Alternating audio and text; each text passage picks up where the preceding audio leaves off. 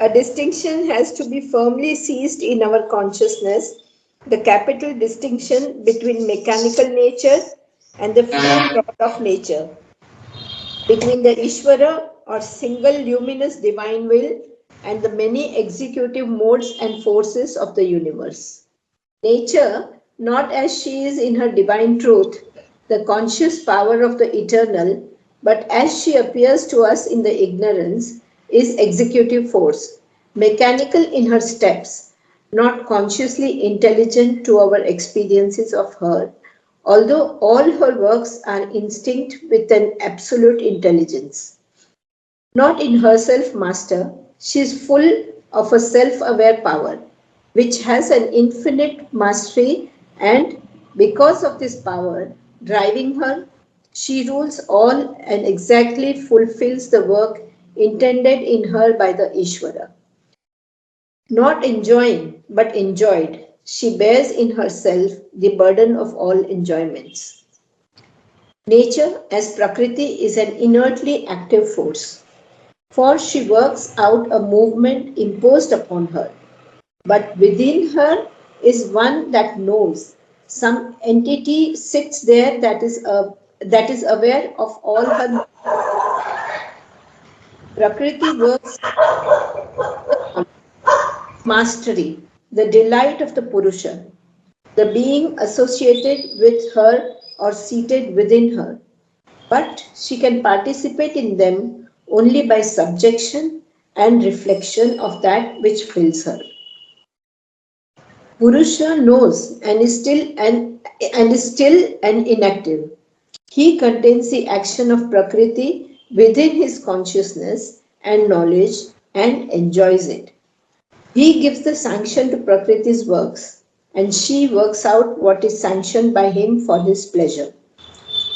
Purusha himself does not execute. He maintains Prakriti in her action and allows her to express in energy and process and formed result what he perceives in his knowledge. This is the distinction made by the Sankhyas.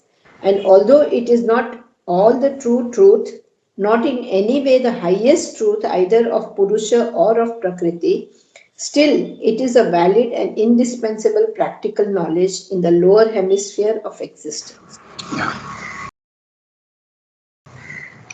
In all yoga and all philosophy also, the distinction between Purusha and Prakriti has to be very firmly seized. But there are at each level of consciousness. Okay, Sri talks of 7 levels, others talk of other levels. So at each level, the nature of Purusha as well as Prakriti goes on changing. Okay, that's the interesting part. But the essence is this essentially. Okay, and we'll discuss that in this para, and we'll spend a little time on it today because the thing must be grasped very well. Okay, it must be understood very well. Purusha and Prakriti. Purusha at the highest level is one, but at the lowest level is another. Now we'll discuss it at the highest level. Highest level we have Sat, Chit, Shakti, Ananda.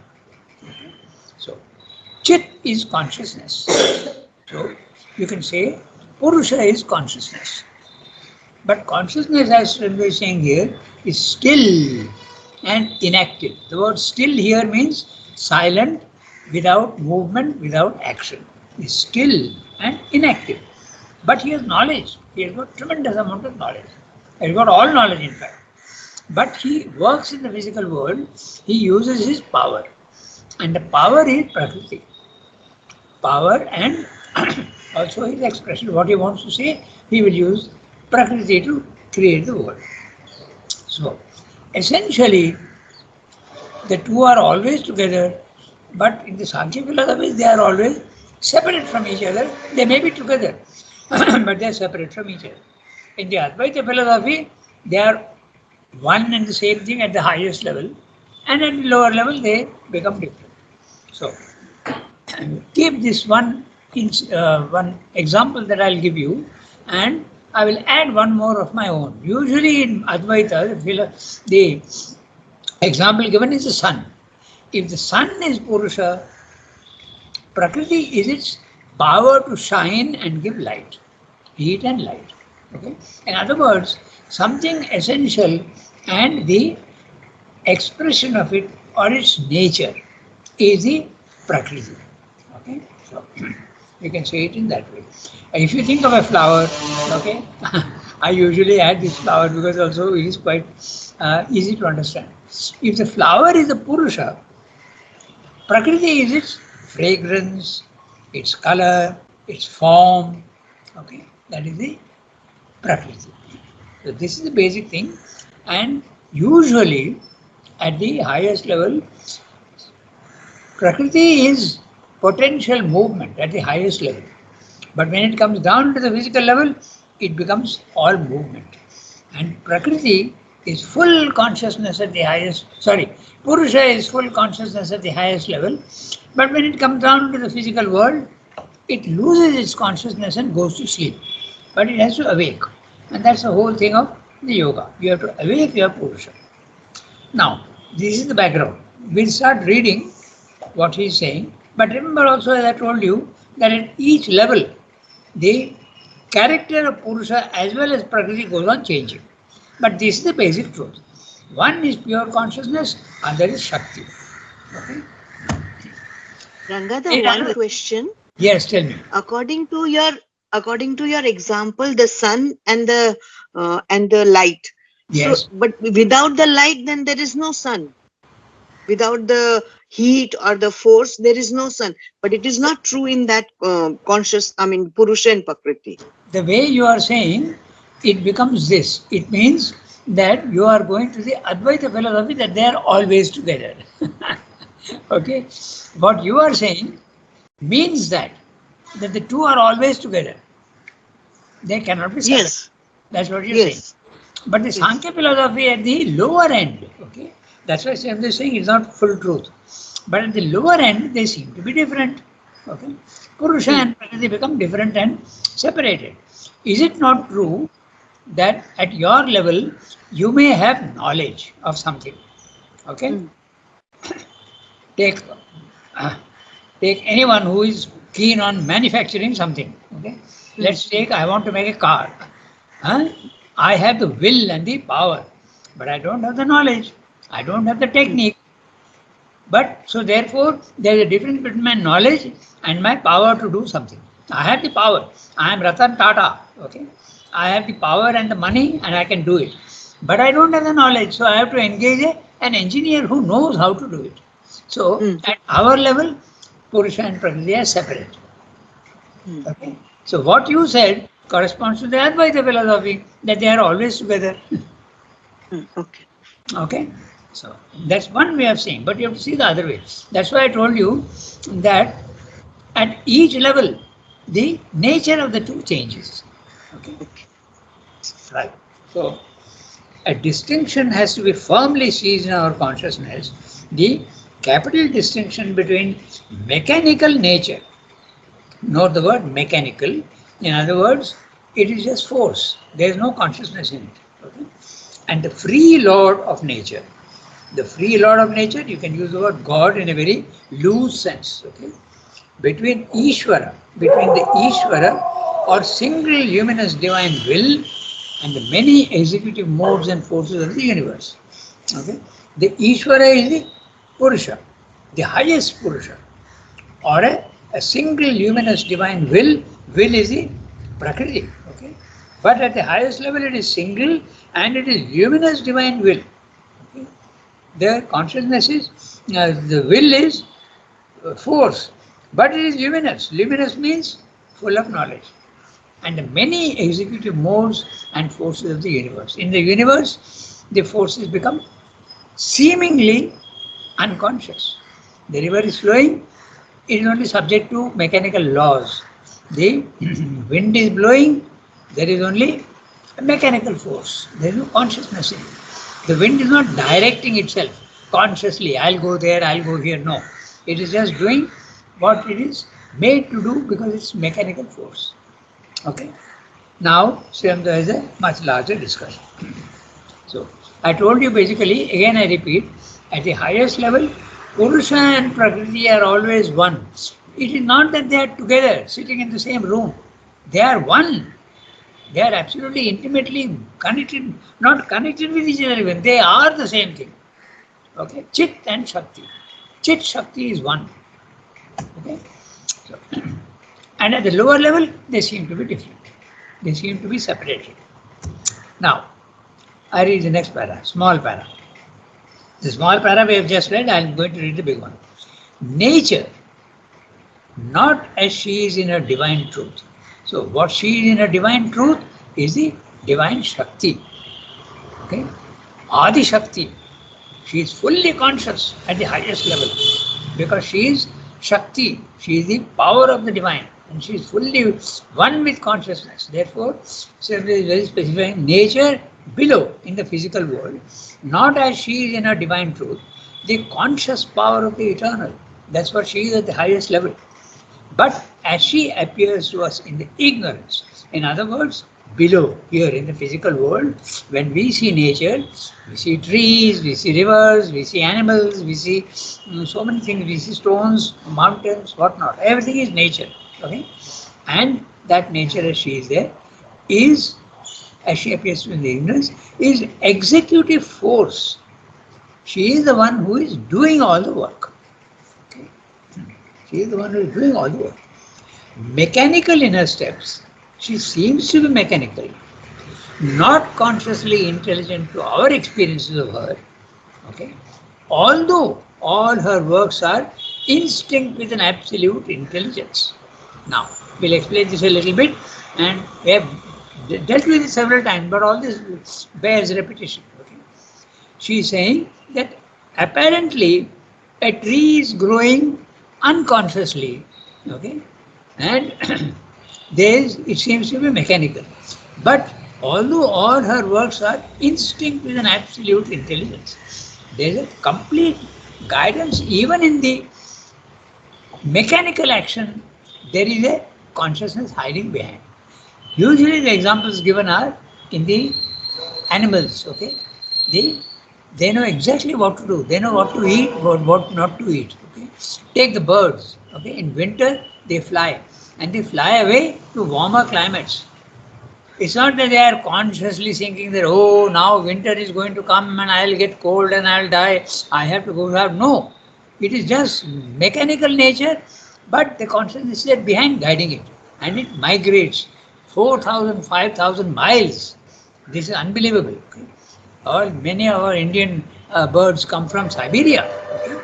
And then in America also, from the northern, they go down to the south. They 4,000-5,000 miles they fly. And sometimes with small stops in the middle, wherever there is water. Okay? So this is one example given, instinct. Then the other example given is usually the creeper. Okay?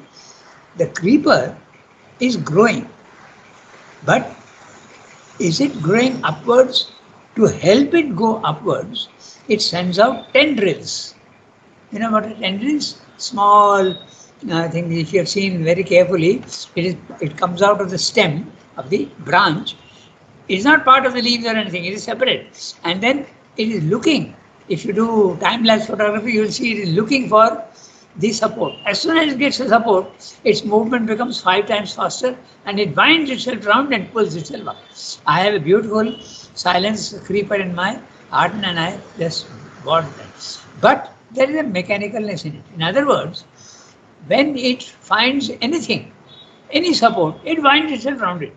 Very often it winds itself round itself or its own branch. It's not fully conscious.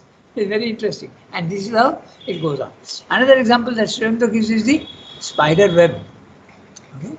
The spider has to eat insects. How will he get insects? So he builds a web. And that web is so beautifully made. No? Unbelievable. So this is what Sri Aurobindo is meaning by, although all her works are instinct with an absolute intelligence, there is a pakka, full knowledge is there behind, but apparently there seems to be no consciousness at all. Okay? So this is the example given. Okay? Many examples are there like that. You see in nature everywhere. Instinct is what Sri Aurobindo is talking about. Instinct is nothing but intelligence guiding the mechanical force. Okay? So This is what Sandra is saying. So, at the highest level, she is fully conscious force of the divine. She is one with the consciousness. At the lower level, she seems to have lost her consciousness, but she is guiding, she is being guided by an intelligence behind. It's there and prompting her. Okay, do this, do that. But it goes on mechanically. It reminds me of another image. It may help, I don't know.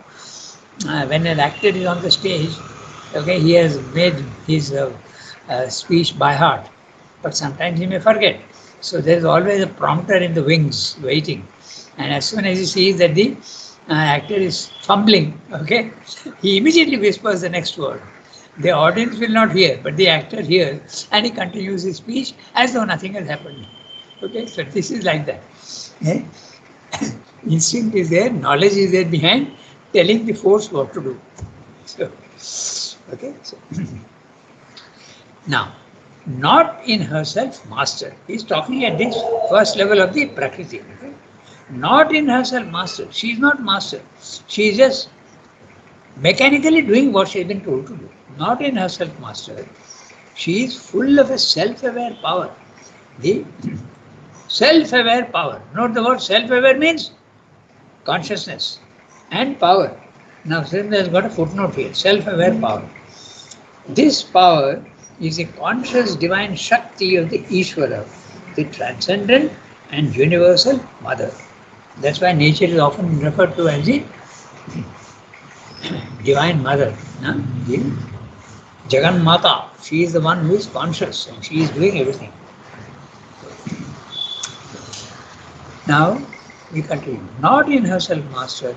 She is full, but apparently she is not. But she is full of a self-aware power, but she is not master of her own power. Okay, the power, the intelligence is guiding her, which has an infinite mastery, and because of this power driving her, she rules all and exactly fulfills the work intended in her by the Ishvara.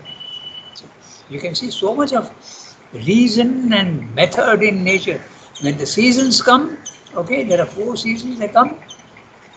You can find a reason also if you think deeply about why there is spring, then there is summer, then there is autumn, and then there is winter, and the whole cycle starts again. So this seems to be mechanical, but there is a purpose to it. So this is all what we are saying. Nature, not in herself master, is full of a self-aware force, which has an infinite mastery, and because of this power driving her, she rules all and exactly fulfills the work intended in her by the Ishvara. The Ishvara is at the highest level, the transcendent, the one who is standing outside the universe. Not enjoying, nature does not enjoy. Nature is being enjoyed. Okay? Not enjoying, but enjoyed. Okay? Even at our level, our consciousness is enjoying the body-mind life. Okay? She bears in herself the burden of all enjoyments. She is the one giving enjoyments to the Purusha, who is there standing behind her in the physical world. But at the highest level, there is fully the Ishvara and his force. And they are both enjoying. Nature as Prakriti is an inertly active force. Nature as Prakriti, that means in the lower levels of consciousness, in the physical world, is an inertly active force. She is active, but inert, no consciousness. Force. For she works out a movement imposed upon her, but within her is one that knows. That one again is the Purusha, deep inside, sitting and guiding. Okay, like the prompter on the stage. But within her is one that knows. Some entity sits there that is aware of all her motion and process.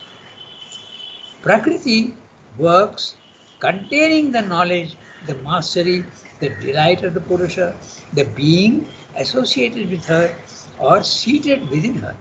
The Purusha is always there, deep inside her. The consciousness is always there in the unconscious energy of the physical world. Okay? But she can participate in them only by subjection and reflection of that which fills her. So, this is a, you have to understand the sentence. But she can participate in them. Participate in what? In the mastery and the knowledge. She can participate in them only by reflection of that which fills her. In other words, we all feel that our body-mind life is acting, okay, consciously. Actually, it's not true. Okay, it's all mechanical. So, don't we feel that I am deciding to do this, I am going to today cook this, I am going to play football today. You feel that you are doing it. Okay? And who is the you? The body mind life. You are not conscious of the soul. So this is the first saying. So only by reflection, it's not a reality. Okay?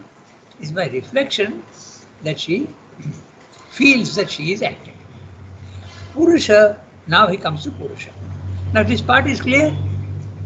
You, so long as you are identified with the body-mind life, the Purusha is identified with the body-mind life, you think that the body-mind life is doing everything.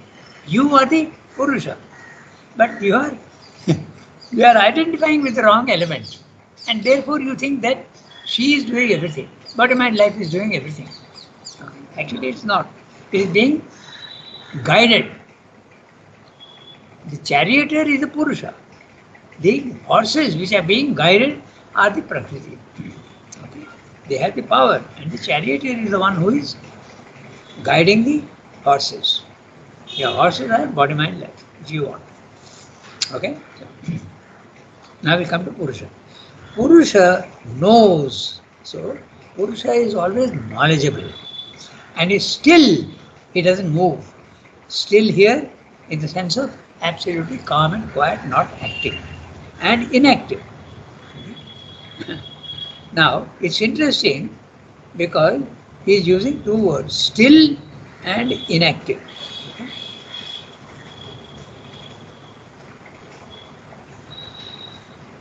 Why is he using two words? Purusha knows and is still and inactive.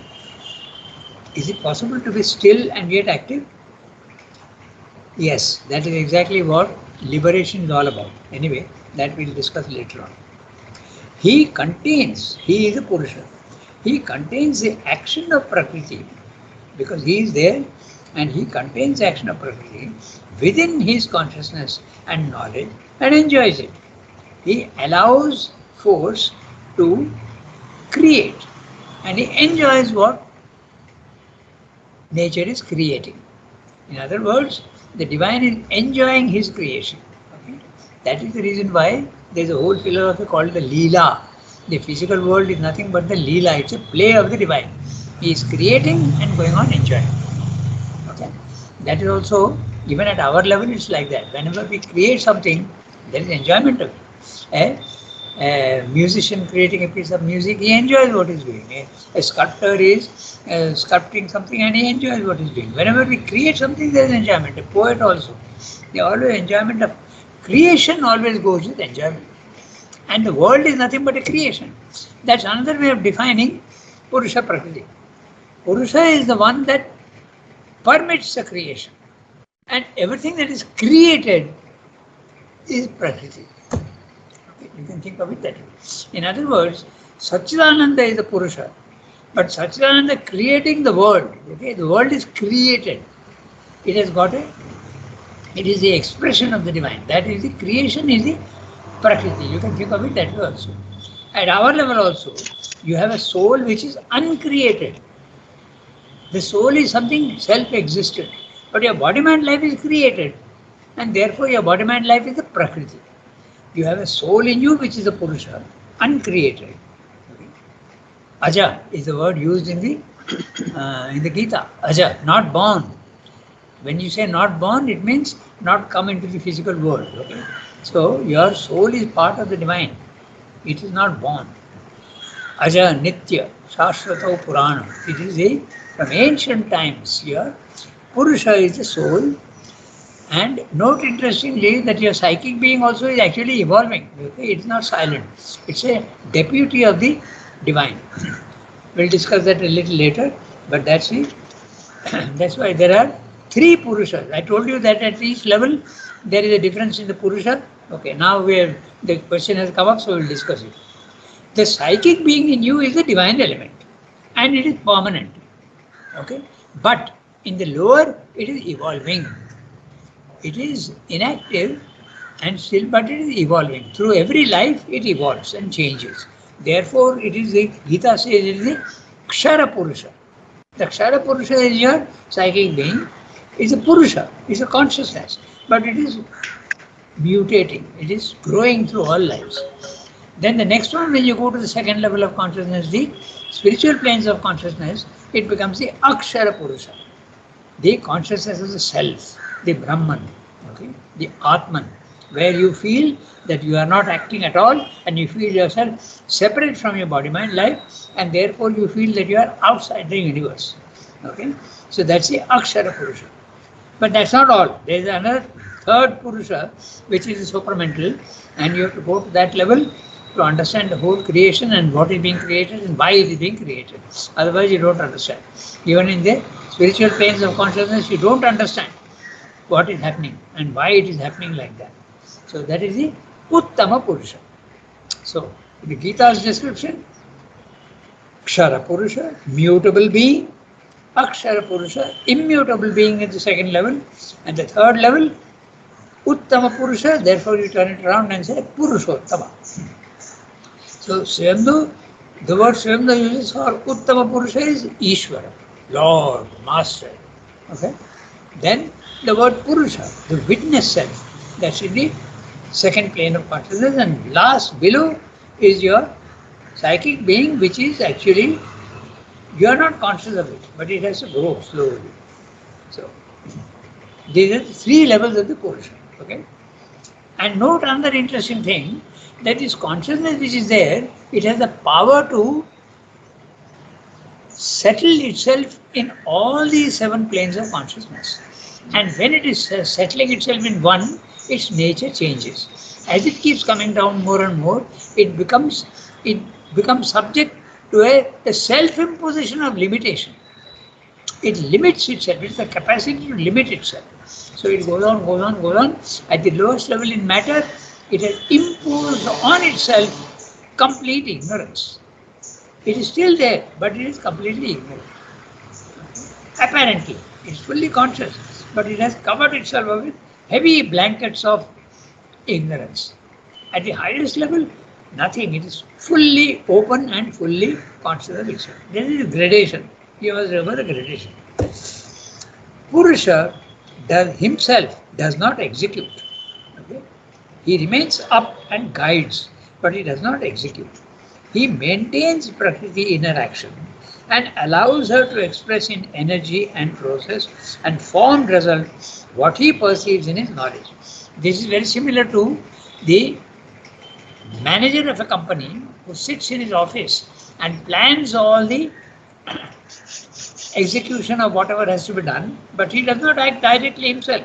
He appoints a manager and an assistant manager, and then superintendents down below until finally he is dealing with the workers on the factory floor. So exactly in the same way, the Purusha is the manager sitting in his office, but he is the one who determines everything. And the manager and the assistant manager are the Prakriti. And the lowest Prakriti is the worker. He just does whatever he is told to do. He operates a machine. Okay. So this is very similar to that. Purusha himself does not execute. He maintains Prakriti inner action and allows her to express in energy and process and formed result what he perceives in his knowledge. This is the distinction made by the Sankhya's. The Sankhya philosophy says Purusha and Prakriti are always separate from each other. And although it is not at all the true truth, it is a semi-truth, okay? Not in any way the highest truth, either of Purusha or Prakriti, still it is valid and indispensable practical knowledge in the lower hemisphere of existence. So Sankhya is absolutely right in the lower hemisphere of existence, in the physical world. Even in the spiritual world, because you would not know the difference between Purusha and Prakriti unless you go to the spiritual levels of consciousness. We don't know what Purusha and Prakriti is. We are told mechanically and mentally, but that is not knowledge. So, Sankhya philosophy goes into the spiritual planes of consciousness, but doesn't go to the highest. Okay? So, that's what Srendu is saying. There is a distinction made by the Sankhya. And the creation that takes place, Sankhya explains it this way. Sankhya explains it this way. He says, there are two people. Purusha has got knowledge. He is perfectly knowledgeable and he has got eyes. But he doesn't have, his legs are defective. He is lame. He can't walk. Inactive. Okay? Still. And the other man, who is Prakriti, okay, he has got strong legs. He can move. But he is blind. So, creation takes place by the lame man sitting on the shoulders of the blind man. And together they can walk through the forest and go wherever they want. So that is how creation takes place. It's a combination of Prakriti and Purusha. Or if you want, consciousness and force. Now you can also just see, if force is not there and only consciousness is there, there will be no creation. And if there is only force and no consciousness, creation will be there, but it will be chaotic. It won't be guided and meaningful and systematic and sequence. It won't be. So therefore you need both for the creation everywhere. Even on our physical level, that is true. Okay? So this is what Srendu is saying. The Sankhya is saying they are separate always. And in Srendu's philosophy as well as Advaita, they are together always, but inversely proportional to each other. At the highest level, they are equal to each other. Purusha and Prakriti become one. That's what Srendu meant by the mother's consciousness and my consciousness are the same. Although they seem to be different, essentially they are the same. Srendu is the Purusha guiding, and mother is the one executing. There would have been no ashram if the mother was not there. It is her creation. Everything that she has done here in the ashram is her creation. And you don't know how detailed she is to guide everything. Okay? Every day she is to get reports from all the departments. We used to have any number of registers where what work has been done used to go from the press to mother and she would sign. Okay? Every day she would see and sometimes she would question why this has not been done, why that has not been done. And this in all the departments. Okay? Such was her guidance. So she is an active force. She is divine. She herself was, I'm not suggesting that she is mechanical force, not at all, because she is divine. Okay? But in the physical world, she is the one guiding. So this is what Srendu is saying in this paragraph. Clear? We have got 10 minutes more, 9 minutes actually. So the next one we can read. Now, the other part of the Sankhya philosophy, Prakriti is acting. But when you act, you need instruments to act. Okay? A driver drives a car, but he needs a car to drive the car. He needs something. Okay, a farmer has to work, but he can work with instruments. So what are the instruments that Prakriti is given? She is given Sattva, Rajas, Tamas. At our level, we have a body, we have a vital, and we have a mind. And if we don't have a vital body and mind, we can't do anything in the physical world. How can you do anything without body, mind, life? Okay? So, that is the next paragraph. We can read it, I think. I'll read now. Yeah, please. The individual soul of a conscious being in a form may identify itself with this experiencing Purusha or with this active Prakriti. If it identifies itself with Prakriti, it is not master, enjoyer, and knower, but reflects the modes and workings of Prakriti.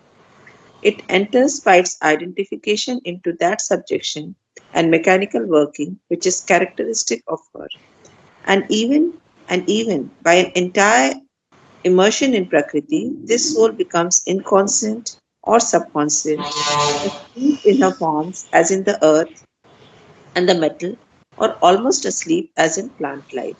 There, in that inconscience, it is subject to the domination of tamas, the principle, the power, the qualitative mode of obscurity and inertia. Sattva and rajas are there, but they are concealed in the thick coating of tamas, emerging into its own proper nature of consciousness, but not yet truly conscious, because there is still too great a domination of tamas in the nature. The embodied being becomes more and more subject to rajas, the principle, the power, the qualitative mode of action and passion, impelled by desire and instinct.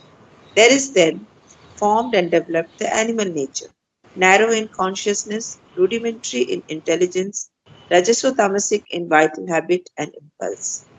Emerging yet farther from the great inconscience towards a spiritual status, the embodied being liberates sattva, the mode of light, and acquires a relative freedom and mastery and knowledge, and with it a qualified and conditioned sense of inner satisfaction and happiness. Man, the mental being in a physical body, should be, but is not, except in a few among the multitude of ensouled bodies of this nature. Ordinarily, he has too much in him of the obscure earth inertia and a troubled, ignorant animal life force to be a soul of light and bliss, or even a mind of harmonious will and knowledge. There is here in man an incomplete and still hampered and baffled ascension towards the true character of the Purusha, free, master, knower, and enjoyer. For these are, in human and earthly experience, relative modes, none giving its single and absolute fruit. All are intermixed with each other, and there is not the pure action of any one of them anywhere. It is their confused and inconstant interaction that determines the experiences of the egoistic human consciousness, swinging in nature's uncertain balance. Okay, so he has described the Sattva, Rajas, Tamas. And this is the contribution to Indian philosophy from the Sankhya philosophy. And it's absolutely valid. Tamas is the principle of obscurity and inertia and unconsciousness, and also non-movement. Then the Rajas is the opposite. It is the principle of absolute movement, energy, force, action, but there is no consciousness in it. Then finally you come to Sattva. Sattva is subtle consciousness, okay, understanding, harmony, okay, the balance in nature, everything. But note one thing that all these three they correspond to body mind life. They in the universe they correspond to matter, to the prana which is there in the universe, energy, and also there is a mental level of consciousness which is the mana, buddhi. But all these are in the lower hemisphere, and lower hemisphere is chains. There are laws that bind you. There is no freedom. So the Sankhya philosophy says that tamas is like an iron chain. It binds you. There is no freedom. You think there is free, but you are not free. Your body is completely dominated by and imprisoned with a iron chain. Slightly better is the animal. Matter is bound by chain, it obeys only physical laws. The animal is slightly better because he has got the principle of rajas, action. But he is still completely mechanically guided in his action. And finally you have man who is, he has a sattvic nature, but the sattva also is a chain only, it's a golden chain. So there is an iron chain and there is a silver chain and there is a golden chain, but it's a chain nevertheless. So you have to get rid of all these things. Then you become trigunatita. You become beyond the three gunas. The gunas are the modes of nature. So this is basically what Sridhar is explaining here in this para.